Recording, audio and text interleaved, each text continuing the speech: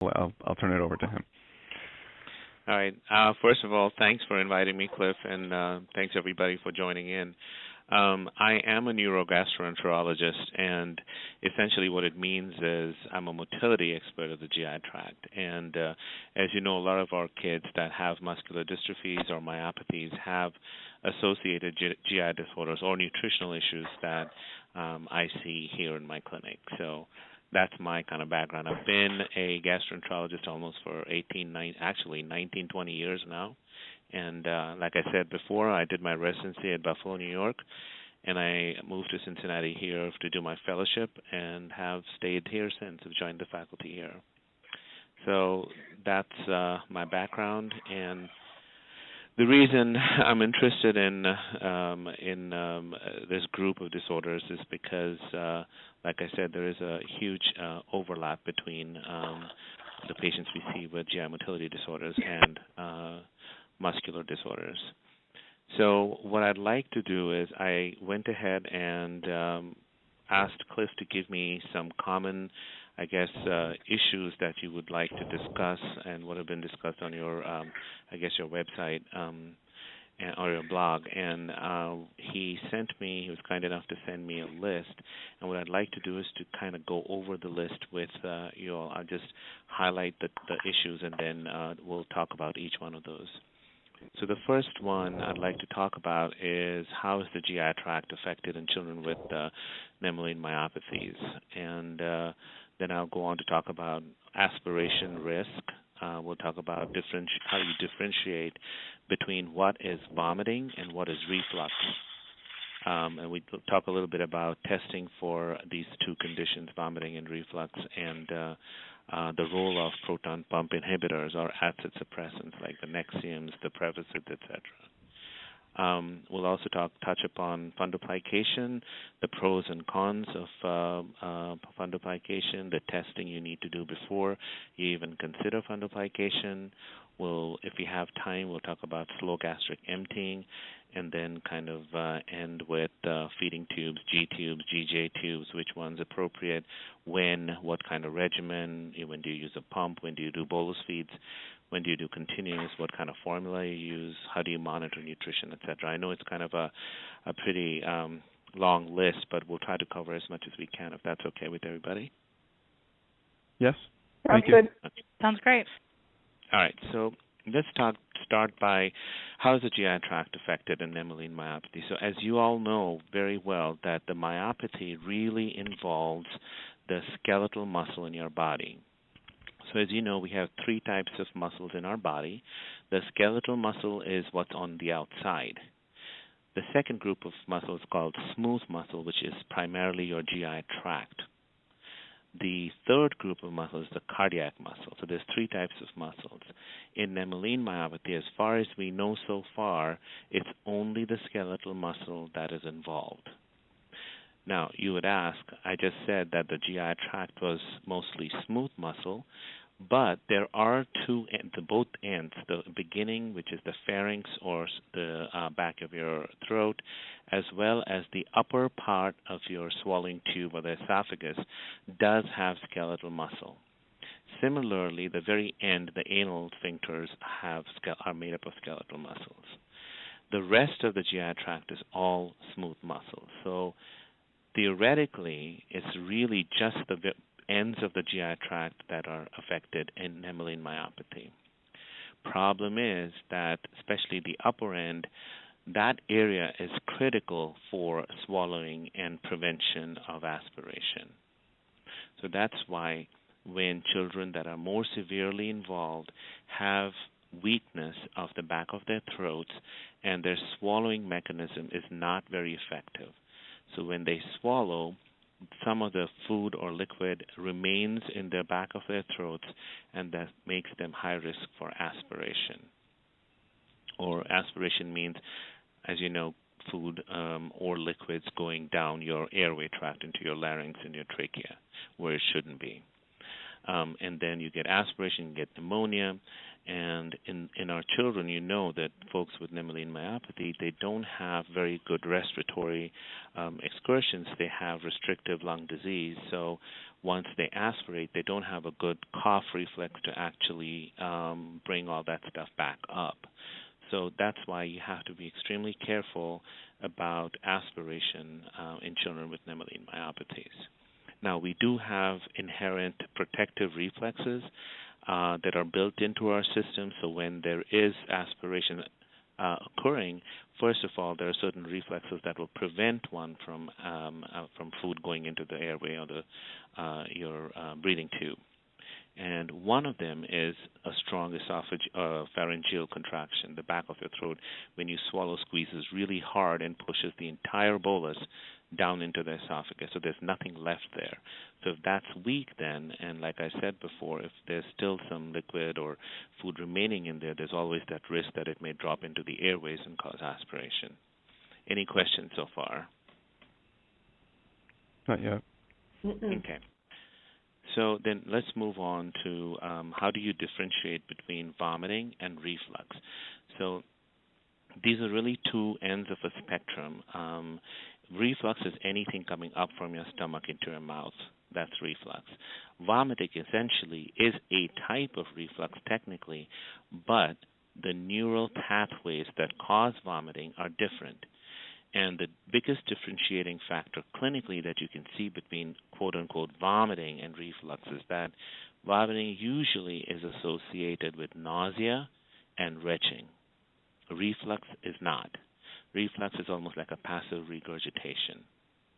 Okay, so children that have Nemaline myopathy do tend to have higher prevalence of reflux. Again, there is no data, published data in children, but it's just from experience. Most kids with myopathies are at higher risk for having reflux. Now, remember, we all reflux. We all, after you eat a meal, it comes up. That's normal. But what's not normal is if it comes up, goes into our throat, and then we're not able to effectively clear it because we have weak pharyngeal contractions and therefore aspirate. So that's the problem. So vomiting, like I said, is a complete. Vomiting can be triggered from different sources. Vomiting you could have from children with ear infections. Vomiting could be from headaches, migraine headaches. Vomiting could be from from your ear, middle ear balance. Vomiting could be from kidney infections, urine bladder infections. It could be from several different sources, but reflux is specifically occurring from the stomach into the esophagus, and it's because of neural pathways, nerves that go from the stomach and the esophagus up to the brain. And so it's a very different mechanism for vomiting as opposed to reflux. The reason I bring that up is that it's very critical to differentiate the two because the causes could be different. And when you talk about fundoplication, and we'll talk about that later, you never, ever do a fundoplication surgery on a child that is vomiting. Fundoplication is primarily a surgery that is done mostly for gastroesophageal reflux, which is causing problems, such as in a child with bad aspiration risk. Then you can consider fundoplication. You do not do fundoplication in children that are quote-unquote vomiting. Is everybody okay so far? Mm-hmm. Yeah. You might be getting to this, but I'm just wondering why do especially young children with Nemaline myopathy tend to vomit so often? Okay. So, again, is this vomiting you're talking about, or is it really reflux you're talking about? Vomiting, I think it's real vomiting. During feedings or right after feedings. Okay. So we'll get to that. So the vomiting, let's talk about that now. So the vomiting, whenever this is normal physiology. Whenever you swallow and food goes down into your esophagus, there is what we call peristalsis, which is a series of contractions, ring-like contractions, that start in the upper esophagus and move down the esophagus, pushing the food bolus or the liquid bolus down into the stomach.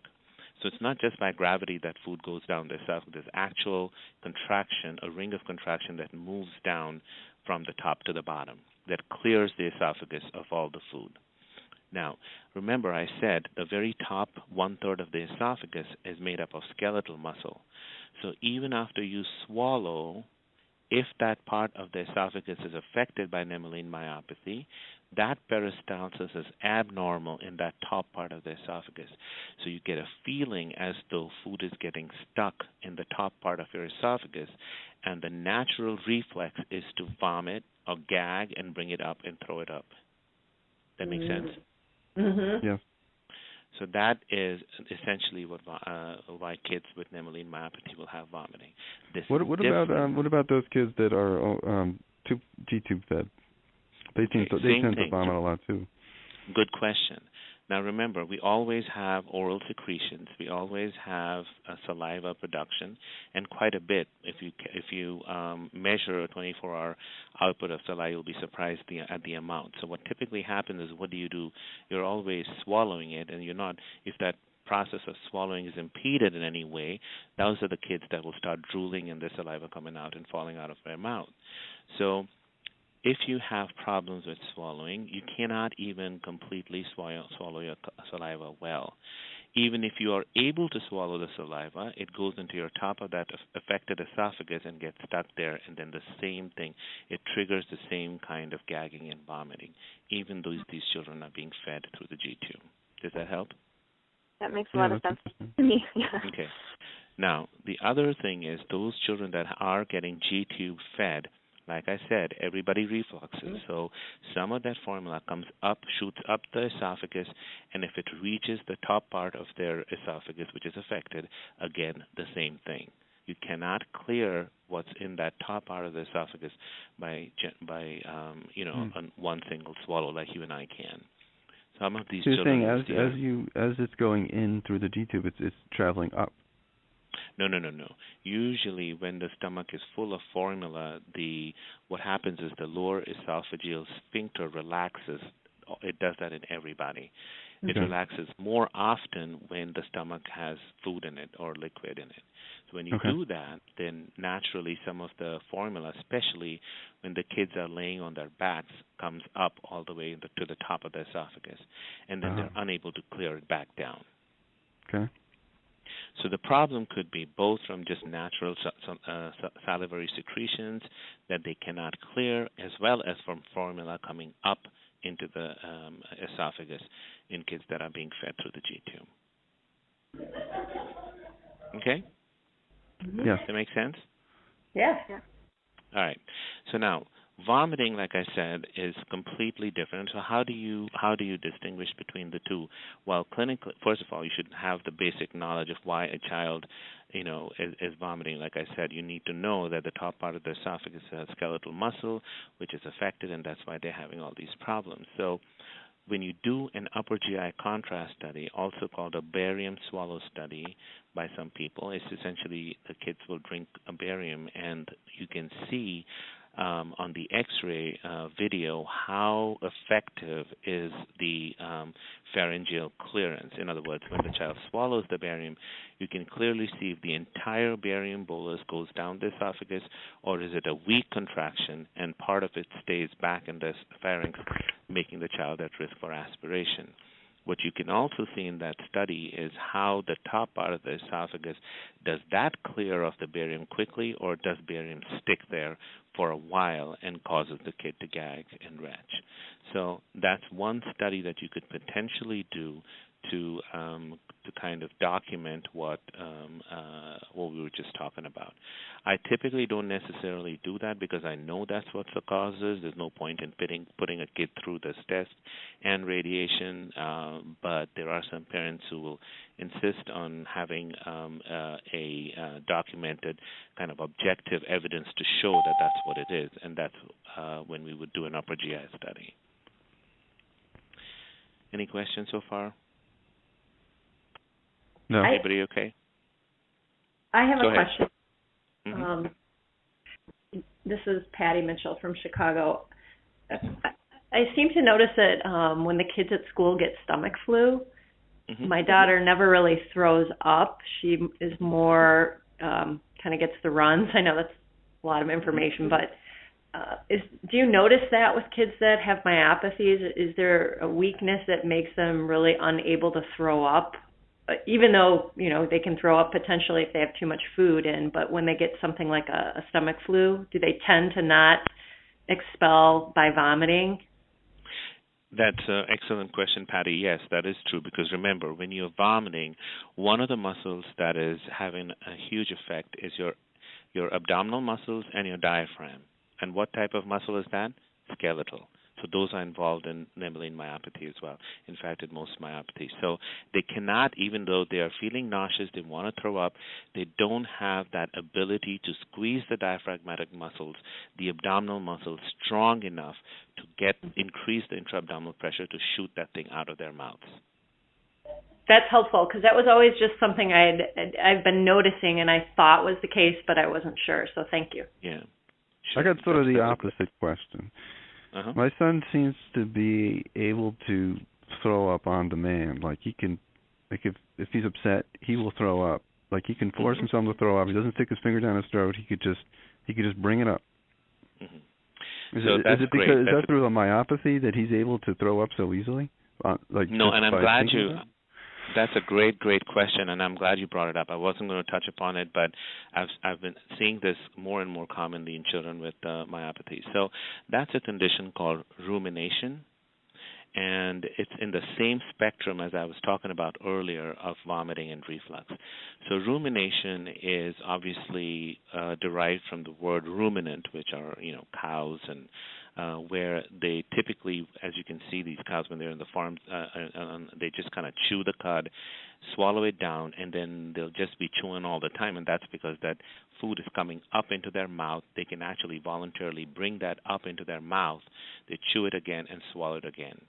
So that's where this word rumination is derived from. And when it was first described decades ago, it was usually only seen in children that had significant neurodevelopmental issues, and typically in children with cerebral palsy, where they saw this kids multiple times during the day had these effortless kind of episodes where they would regurgitate and bring stuff into their mouth.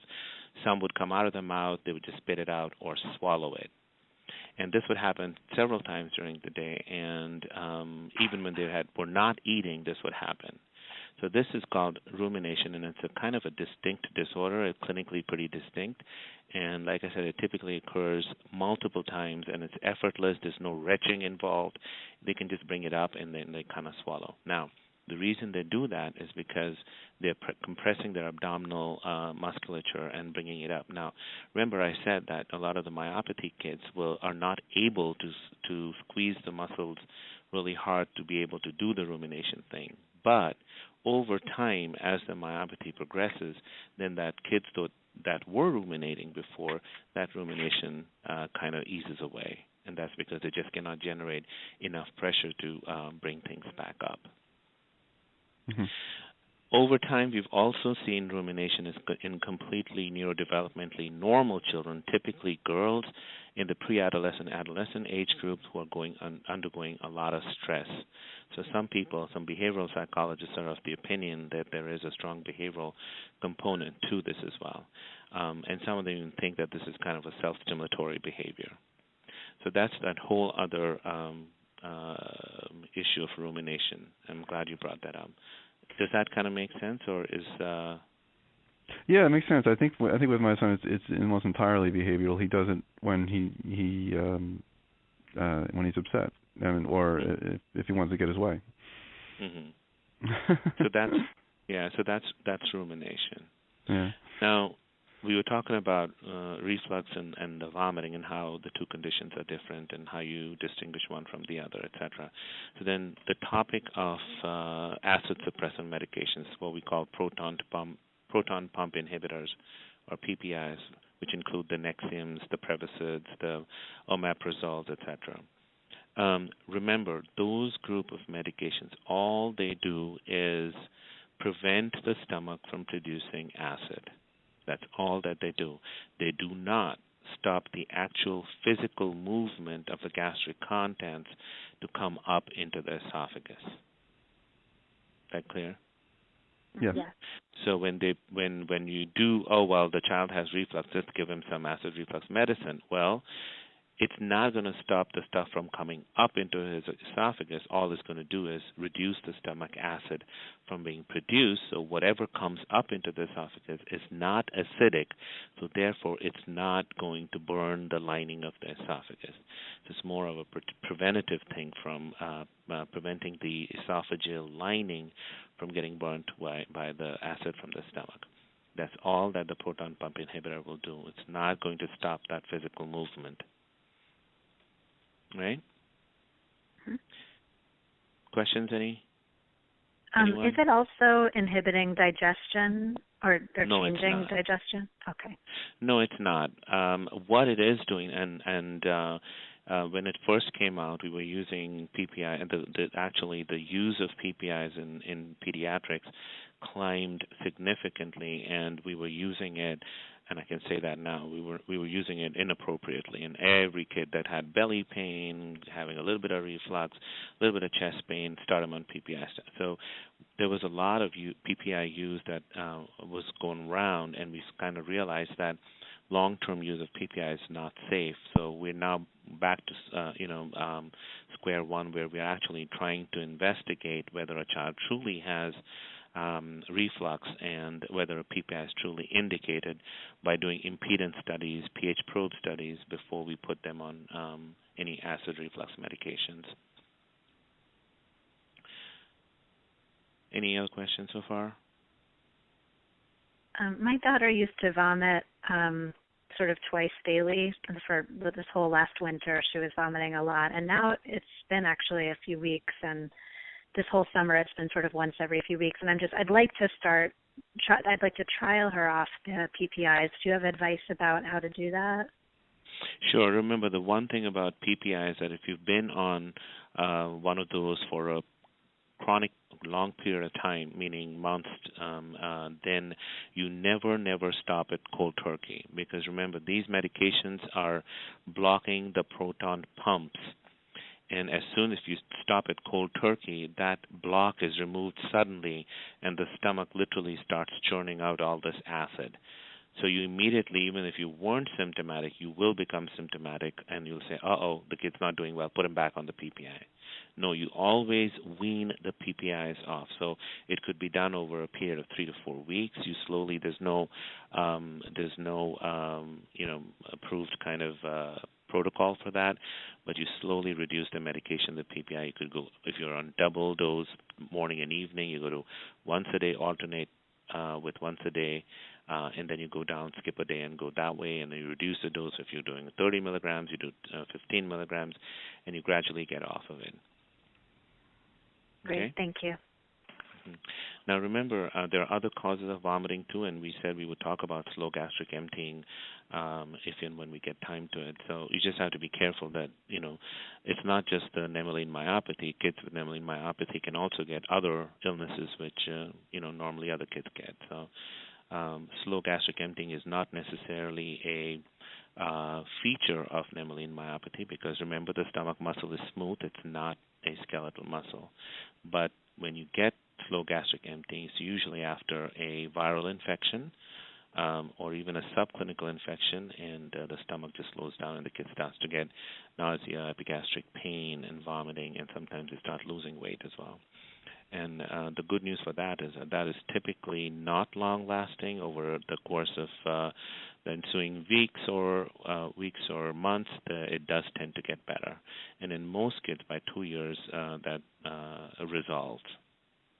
So that's really not specific for Nemaline myopathy, but kids that have Nemaline myopathy can certainly get that. So if everybody's okay, we can move on to fundoplications. Sure. Great. Okay. So fundoplication, as you know, is a surgery which is done specifically for gastroesophageal reflux disease that is causing problems, not just simple gastroesophageal reflux, which all of us have. If the reflux, like in children with Nemaline myopathy, if they have really bad aspiration risk. If they are literally aspirating everything into their lungs, then you have to be careful, and that's the one condition that one might consider even doing a fundoplication. I'm not a big fan of fundoplication in children with myopathies, and that's only because it's a surgical procedure, number one, even though it's laparoscopically performed by most surgeons these days. It is a surgery that is permanently changing the child's anatomy. So what you do in fundoplication is that you take the top part of the stomach, which is the fundus, and therefore the term fundoplication. What you're doing is you're taking the fundus of the stomach, the dome of the top of the stomach, you actually bring it around the lower end of the swallowing tube of the esophagus, and you stitch it on the other end. Okay? So what you're essentially trying to do is tighten the lower esophageal sphincter so that the stomach contents don't go back up. Now, this is not an all or none phenomenon. It's not like when you do a fundoplication, you completely stop all reflux episodes, because that would be a problem. Then you cannot, whatever you swallow won't go down either. So fundoplication reduces the number of reflux episodes, but it can cause a lot of problems in patients, especially if you haven't ruled out other comorbidities such as a slow gastric emptying. So think about it. If you have a slow stomach emptying, so you're swallowing food, it goes down in your stomach, but it just sits in the stomach because your stomach is slow in emptying. And if the longer it sits in the stomach, the more you're more likely to reflux and bring things up. Now, if you do a fundoplication and you tighten that, what will happen? That reflux mechanism that you had to decompress your stomach is now gone, and you cannot throw it back up. You cannot reflux it. You've tightened that, and then you get complications such as gas bloat and distended stomach and really uncomfortable and pain, and etc. So when you do a fundoplication, you have to be very careful to make sure that the child does not have any other conditions, structural or functional conditions of the GI tract that can make the child worse. The reason I don't like fundoplication is another reason I don't like fundoplication is because there is another alternative to that, and that is GJ tube feeds or NJ tube feeds, where you bypass the stomach and you feed into the intestines directly. So that it doesn't matter that the stomach is slow; you're not feeding into the stomach; you're feeding beyond it into the intestines. That make sense? Yeah, that makes a lot of sense. Okay. Now, one of the other complications of fundoplication is even in the hands of the best surgeons, when they do that wrap around the lower end of the esophagus, where they bring that dome of the stomach around the lower end and stitch it, sometimes the vagus nerve, which is coming down from the brain along the esophagus, going down into the stomach and abdomen, that vagus nerve gets entrapped in that wrap. The vagus nerve is extremely important for motility of the stomach and the intestines. If that gets damaged in that surgery, then you have downstream effects where the stomach becomes slow. This is what we call acquired gastroparesis or acquired slow gastric emptying, not very different from the post-infectious slow gastric emptying that we had talked about earlier. Okay? Can this be corrected by reversing a fundoplication? No. You typically do. Surgeons will not go back. Well, some of them will, but typically going back to undo the fundoplication is a surgical challenge, and typically people don't like to do that. What they would do then is to endoscopically or with what we call bougies go down and stretch that wrap and try to undo if it's too tight. But that really doesn't address that nerve entrapment, because even when you try to loosen the fundoplication by putting a bougie or something down the esophagus and trying to open it up that way, that sometimes can cause entrapment of the vagus nerve to get even worse, because it's between the outer lining of the esophagus and the diaphragm, so it gets pinched there. So when the vagus nerve gets entrapped or pinched in the fundoplication wrap, you get downstream effects, which is gas, the same delayed gastric emptying, gas bloat. Sometimes you even get rapid gastric emptying and dumping. So those are some of the things that you have to be aware of before you even consider doing a fundoplication. So I have a question. Go ahead. It sounds like the main reason why you do a fundoplication is if you're aspirating your own saliva. But yet... Well, not saliva, Cliff, because remember, you cannot do anything about that. The fundoplication, all that's doing is preventing the gastric contents from coming up and then aspiration. Okay, yeah, aspirating the gastric contents. Correct. But it seems like fundoplications are recommended almost routinely, and because I see a lot of emails, people saying that they're considering it and that their doctors recommended it. I know doctors recommended it for my son. So why is that? So, that's a difficult question to answer. But like I said, I've been doing this for 20 years, and I've become less and less of a fan of fundoplications. And I'd rather just do, what we call transpyloric feedings into the intestine rather than putting a kid through fundoplication. So even if the prevalence of complications after fundoplication, even if it's 20% or 2 out of 10 kids, I don't want my child to be that kid.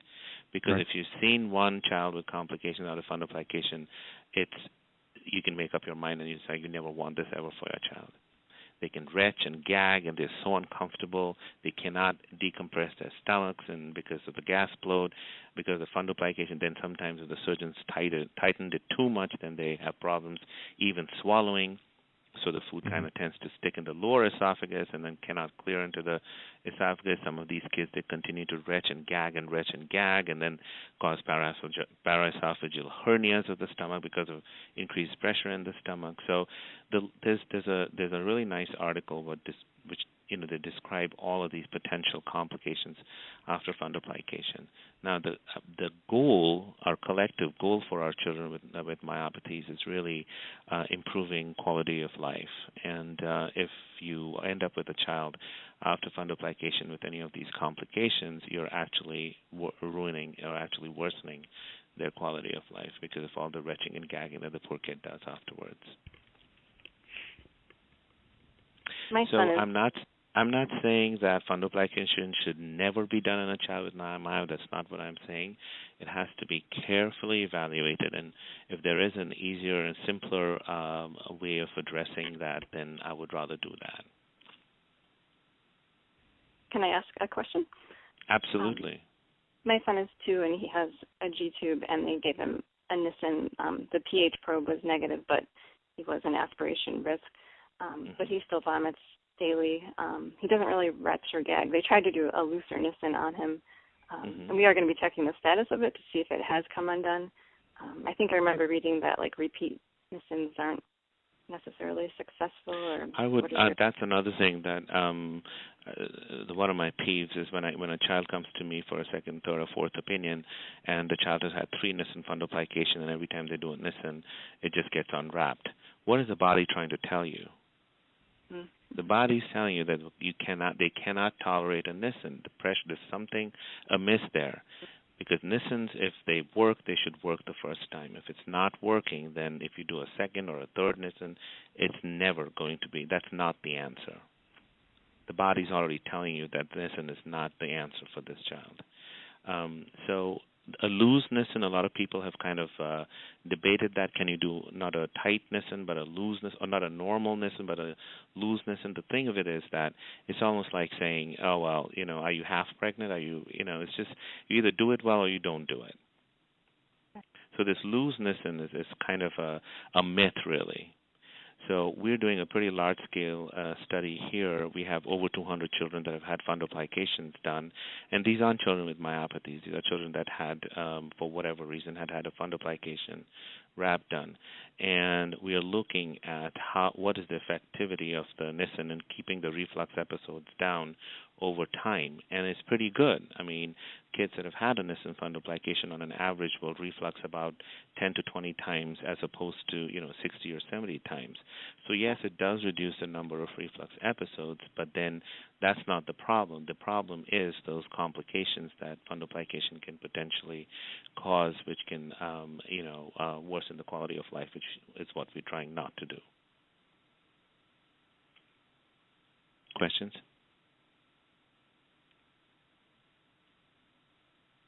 All right. Are there different types of fundoplications? Yeah. So the when you talk about a Nissen fundoplication, that's the kind of the classic or the typical fundoplication that they kind of take and do a wrap. Now sometimes people will do the number of stitches may be less, the number of fold that they take around the esophagus could be thicker, could be smaller. There is what we call a partial wrap, which could be just an anterior wrap, meaning they just stitch the anterior part of the esophagus, not the back. There are others that just do the posterior wrap, not the anterior. And then there's this myth about this loose Nissen, and so there's different types of fundoplications. Nissen is what is classically done in kids, but there's other variations to it. And there's really no data to suggest that, quote-unquote, a loose Nissen or the anterior or the posterior fundoplication, half Nissens, would be helpful. Okay. Now, when your child, going back to, Shannon, was it you that was asking? Yes, about the vomiting. So you have to be careful that the vomiting, and we talked about how the vomiting may not have anything to do with the stomach. The vomiting could be just him trying to get his secretions out of the esophagus, or food that's gone down the esophagus and it's just sitting there, or even his secretions. They've not even entered the stomach yet, and he's throwing it up. This is what we call esophageal reflux, meaning it's not gastroesophageal, it's still within the esophagus, and it's coming back up. You with me? That makes a lot of sense. Yeah, sometimes I think I see that. Yeah, because I see the secretions first. Yeah. Right, so that's something. So if you have a child that does have a G-tube already and is still vomiting past a Nissen fundoplication, one of the options is to do continuous GJ tube feedings. Is that something that your doctors discussed with you, Shannon? He had that GJ originally, and then we did the Nissen after that, and then we went to the G-tube feeding. Okay. So I personally, like I said, for kids with myopathy, I prefer the GJ tube, and that's one of the reasons why, because the fundoplications, quote-unquote, get undone, or they have problems after that. They have gas bloats and things like that. So I actually, if the kid needs a G-tube, I'd rather prefer just doing a GJ tube. Even in kids that have aspiration, bad aspiration, I would prefer doing GJ tube feeds before doing fundoplication. And again, because fundoplication, as Cliff had mentioned, fundoplication is only reducing the number of reflux episodes, not completely stopping the reflux episode. So even if you have one reflux episode that comes up into your mouth and you're not able to swallow it back down appropriately, you'll get aspiration. Plus, fundoplication does nothing for aspiration from above, meaning when you're swallowing your secretions, etc. Make sense?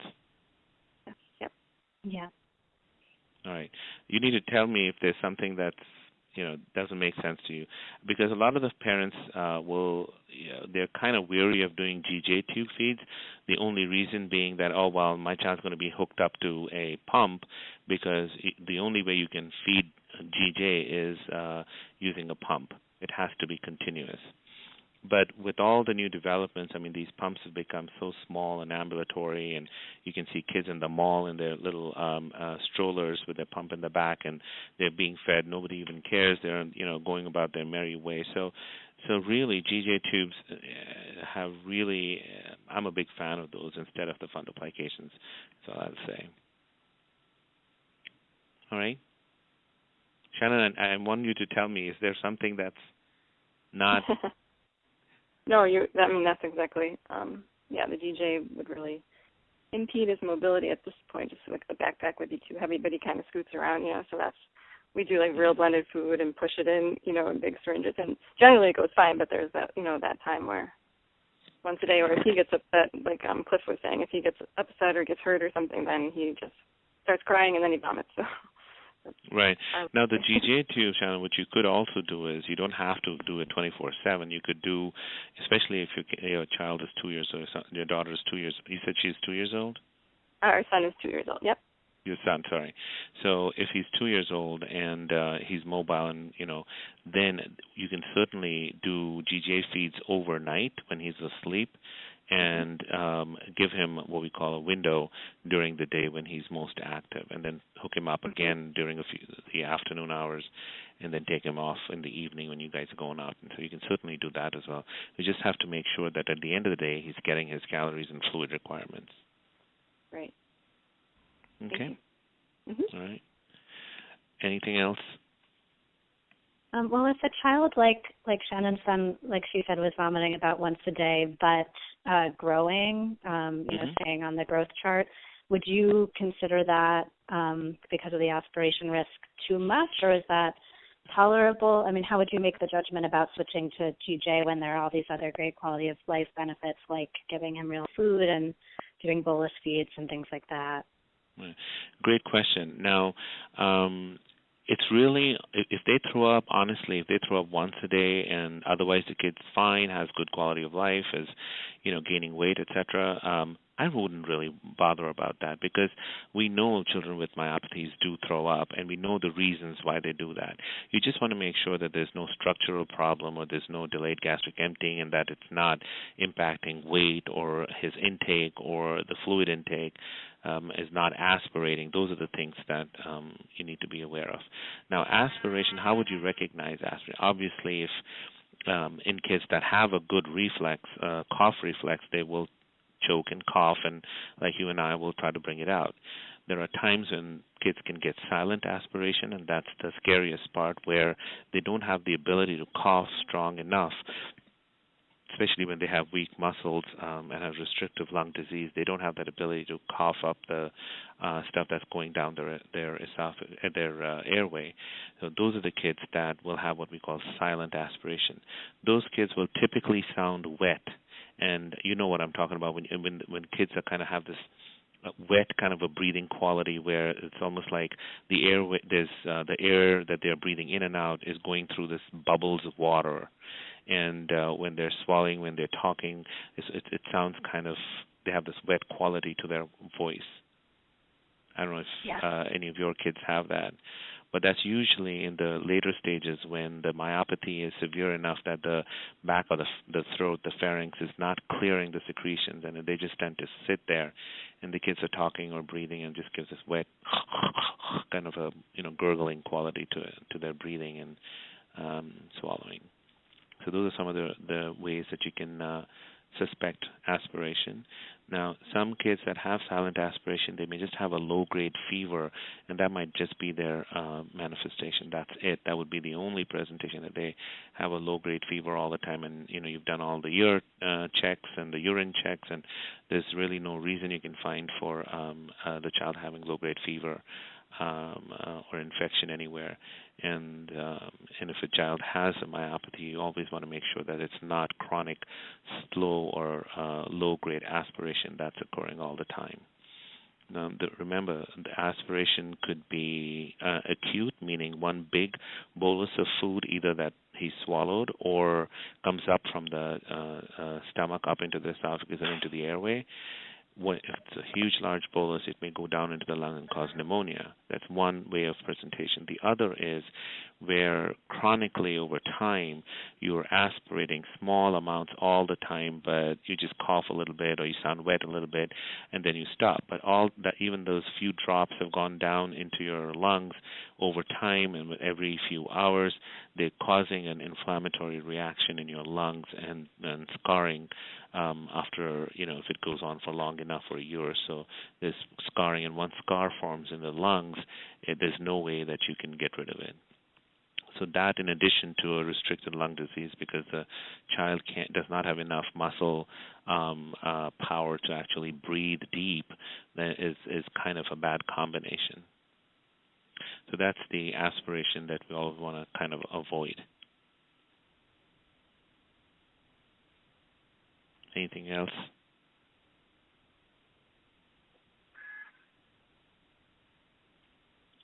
Cliff, Kate, Amy, Shannon, anybody? Sorry. My daughter doesn't have a trach, but I think there's a couple people on the call who do have kids with trachs, and I just wondered for that part of our community in general, what's different when in terms of GI treatment when a child has a tracheostomy and is on a ventilator. You mean in terms of swallowing? Yeah. And aspiration? Yeah. Well, if they're aspirating from above, which means that they're not able to protect their airways, then they will oftentimes, when they're suctioning the tracheostomies, they can actually see secretions, either saliva or even food coming up into the esophagus and going down into the airway, into the trachea, and you can suction that from the tracheostomy sometimes. So you can still aspirate, and even though you're suctioning the tracheostomy tube, you sometimes are not able to suction everything, and some of it can go down into the lungs. So you have to be careful if the kid's having, continuous respiratory issues or just not clearing their secretions, then you should consider that this might be aspiration. Okay. When do you recommend using G tubes over the GJ tubes? So if the stomach is okay and the kid does not have aspiration, he's not an aspiration risk, he's able to have a nice swallow, then but he's not able to take in enough calories and the weight is kind of stabilized or is actually dropping, that's when you would consider a G tube. The GJ tube, typically you cannot put a GJ tube as the first tube. It has to be a G tube that gets converted into a GJ. There are some surgeons that put a straight GJ, but most of the surgeons will first do a G tube and then convert that into a GJ. I'm presuming everybody knows the difference between G and GJ tubes. Yeah. Okay, good. So when you have a G tube, the reasons you would do a GJ tube is, one, if you have slow gastric emptying as a result of the fundoplication surgery and that vagus nerve pinching or entrapment, or you have slow gastric emptying as a result of some infection, what we call post-infectious. If you have a slow gastric emptying, then the GJ tube would be a better option than just a G tube, because then you're not feeding into the G, you're feeding into the jejunum farther down. And what you can do in those circumstances is that you vent the G tube, which means that you connect it so that all the air and stuff from the stomach is able to come out through the G port, and then you're feeding through the J port. So you're decompressing the stomach through the G tube port, and you continuously feed through the J tube port. So that you would do when there's a problem with the stomach, as it's slow emptying, and the kid, even with normal emptying, if he's refluxing too much and aspirating, then you should consider doing a GJ tube.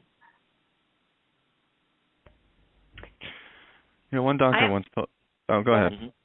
I was going to say, I have a question. Often my daughter will complain it's always when she's eating that her stomach hurts. Mm-hmm. My thought was that perhaps it's not emptying quickly enough, and so she's getting full, because she seems to not complain about it at all after we stop eating.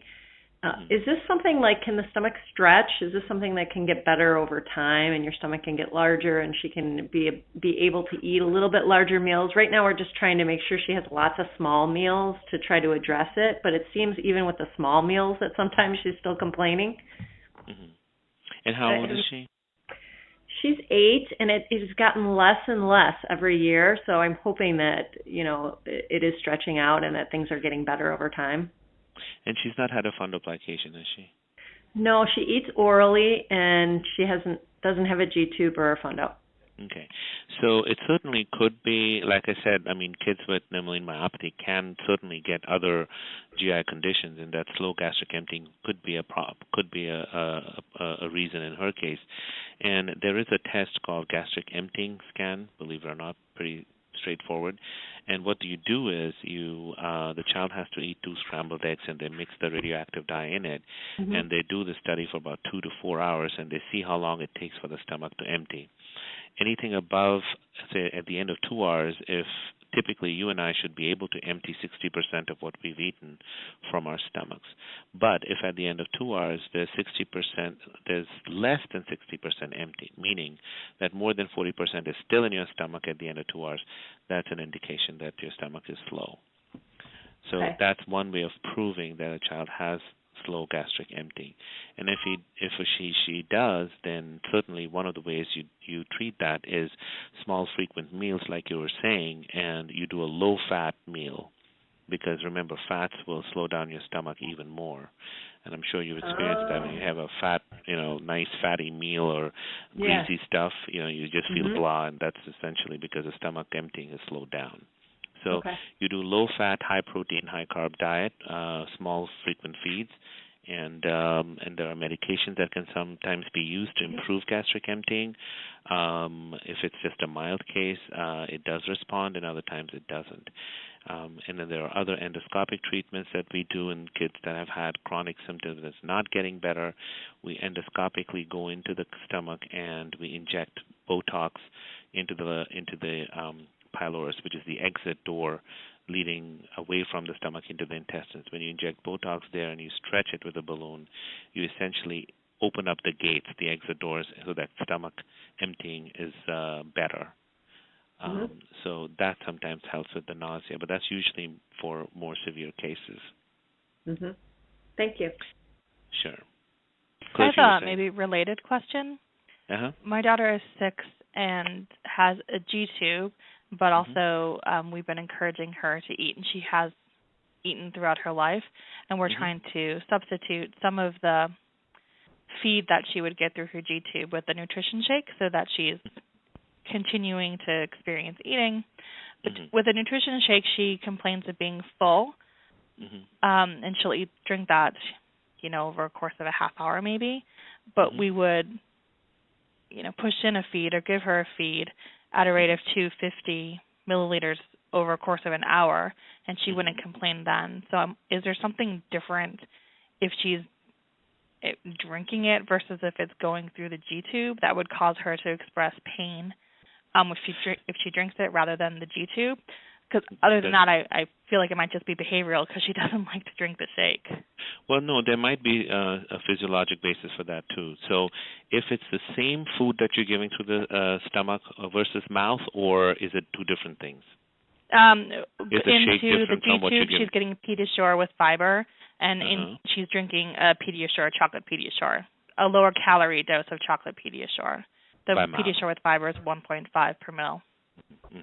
So it could be that even with subtle weakness in her upper esophagus, even though they can drink, it's not to the point where it's causing severe problems, but they're kind of sensing, the body's sensing that discomfort because it's starting to get weak, the upper esophagus, and that's why she's like, the only way she can tell you is that, hey, Mom, I don't want to drink, I'm full, I don't want to. That's kind of avoiding the uncomfortable experience, if you will. So it's like when somebody chokes on food, you know how they get kind of averse to eating those foods, and it's not as severe, but it's kind of in the same realm. And it could be that she's uncomfortable doing it, and that's why she's trying to avoid anything. I'm full, or my belly's hurting, or something, and trying to avoid doing that. That's the only way I can, unless it's behavioral. It certainly could be behavioral as well, but usually kids, why would they not eat by mouth unless there's always some kind of a reason why they're refusing to eat by mouth?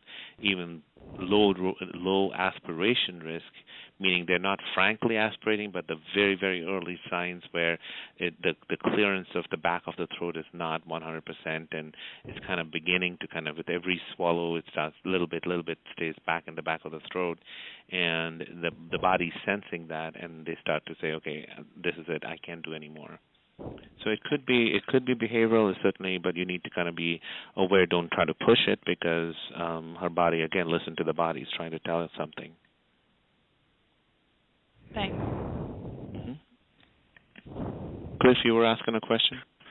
Yeah, I was once told like bolus feedings help stretch the stomach to make the stomach bigger, which would help with weight gain and being able to feed more at a time. Is there any validity to that?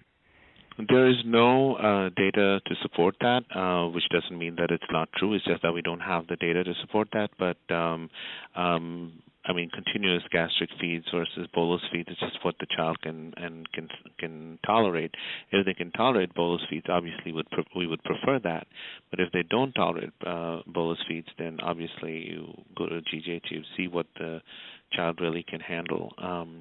Bolus feeds are preferred only because if they can tolerate, only because that's the natural way we all eat. We don't do continuous stomach feedings. We always eat in, quote unquote boluses. So if he can tolerate boluses, I would recommend just doing bolus. If they can't, then continuous would be way to go.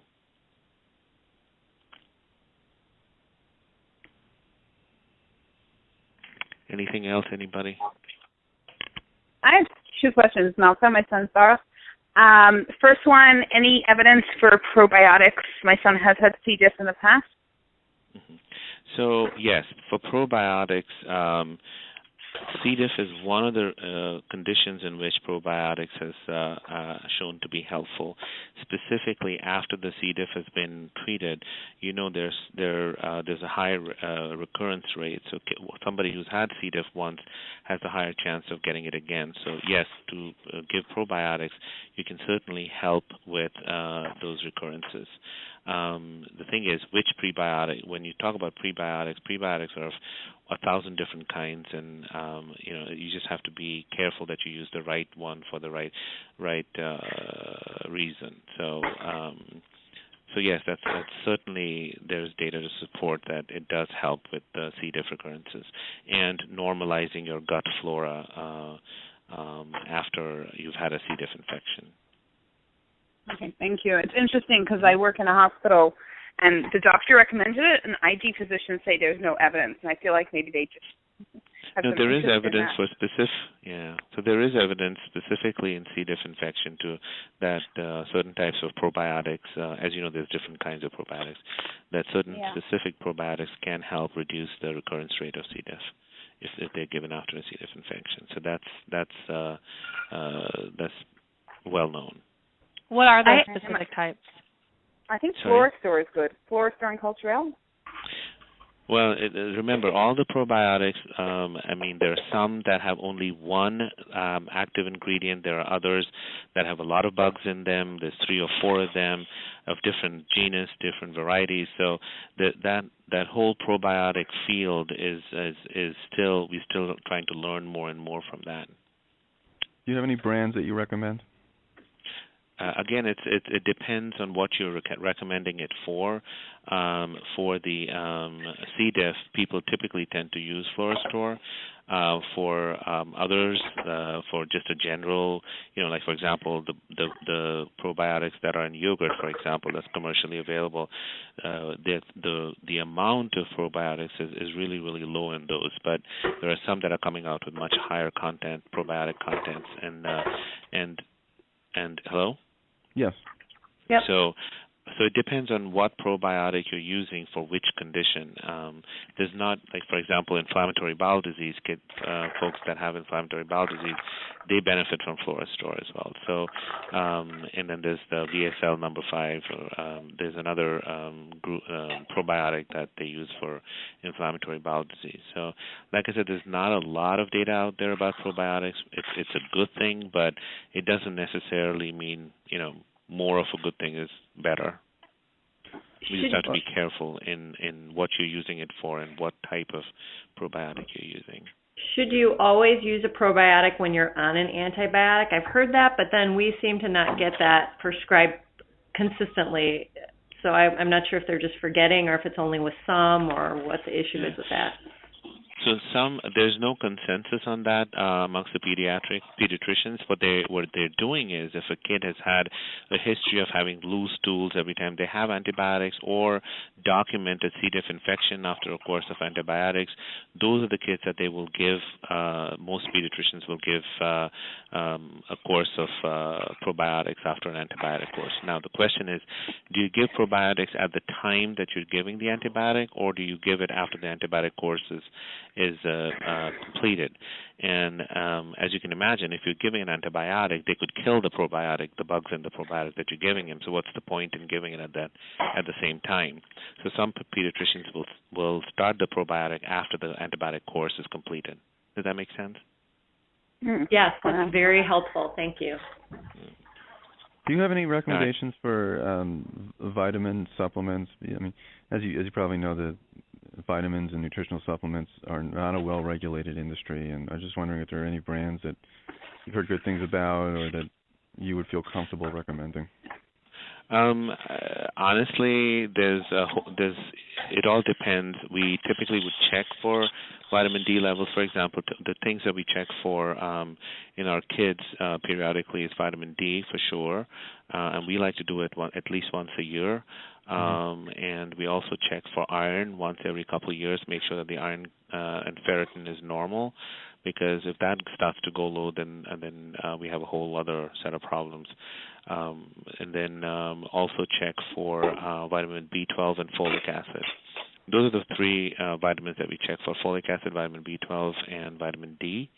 And then if it's low, we will start supplementing. And I will tell you, 9 out of 10 of our kids will have low vitamin D, and that's common in the general population as well. So it's just because of the lifestyle where we are always inside and we're not really getting exposed to the sun. So vitamin D deficiency is very prevalent in our general community, and we have to be doubly careful about our kids with myopathy because they're always mostly inside, or they're covered and don't get enough sunlight. So check vitamin D in your kids once a year at least, and make sure they're adequate. If not, then you supplement them with vitamin D. Now, general vitamins is polyvisol, there's liquid polyvisol, there's some kids like to take Centrum crushed, there's Centrum liquid now too. So really, you just have to be sure that there's not these super vitamins where there's tons, there's 300% of what the body needs or 400% of what the body needs. Those are kind of is not something that I would recommend, because there's always the risk that it may cause hypervitaminosis and cause problems there. You don't have to overdo it, but just regular vitamins the pediatrician or the dietitian can prescribe for you would be the way to go. What could they cause for the too much vitamin? Hypervitaminosis. So, like, for example, if you get too much vitamin D, you can get hypervitaminosis D. You can get high levels of, say, iron if you're taking a vitamin that has a lot of iron in it, and you get iron toxicity. So you just have to be careful that you don't overdo the vitamin thing or the probiotic thing. I have to go. I have another meeting to attend, so if that's okay. Oh, we appreciate it very much, and this is a very valuable resource you've provided for our community, and we'll definitely circulate it around to all of our members. And thank you all. It's been a pleasure. Thank you very much. Thank you very much. Take care.